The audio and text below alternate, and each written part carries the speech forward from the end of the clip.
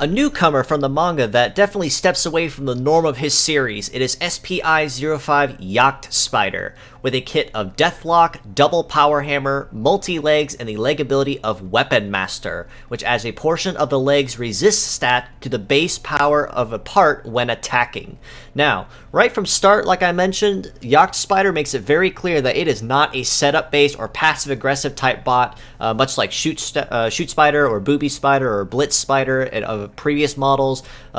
Jagd Spider's intent is clearly on dealing as much damage as possible, especially with spearheading the brand new attack Power Hammer, which, just to go over briefly, is a times 1.5 damage bonus when attacking, even though it still has the all-part AoE that the standard hammer does have. Deathlock, nothing new that we've seen before, but it is also always openly welcomed on any kind of ailment build, especially for guaranteeing that hits are going to land, as well as guaranteed critical hits.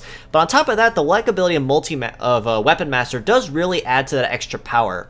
And just to go over that briefly, because it is a rather unique leg ability, adds portion of leg's resist stat to base power when attacking. It's selective to the particular part you are using. So say, for instance, if you're using a melee base attack with a leg that has Weapon Master, a portion of your leg's melee resist stat will be added to your base power of your melee attack when attacking. In addition, it also works inversely. So if you're using a shooting based attack, Weapon Master will also do the same thing by adding your shoot resist to your base power in addition to your shooting attack before you take your turn.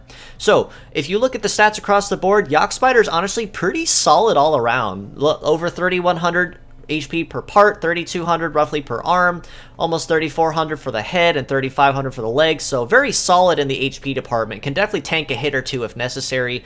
Legs mobility 847 also is very, very nice. For multi-legs, which arguably are the next most reliable set of legs if biped cannot be used feasibly.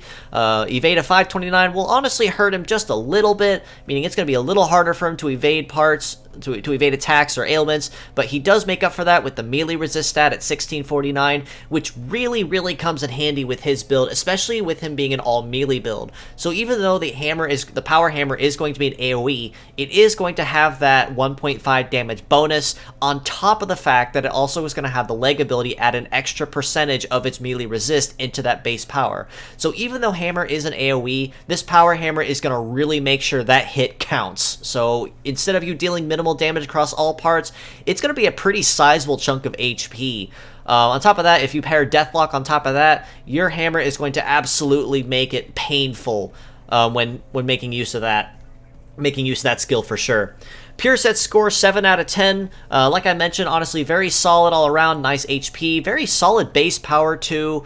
Even though it does not have pierce potential, it does have the AoE, which at first glance, like I would say, is not super great because it's an AoE fighter and not a pierce damage potential capable bot, but because it is power hammer on top of that, and then the Weapon Master leg ability for extra power, and then Deathlock on top of that for guaranteed crits, Jagd Spider does make it very clear that it's going to make every hit count for sure.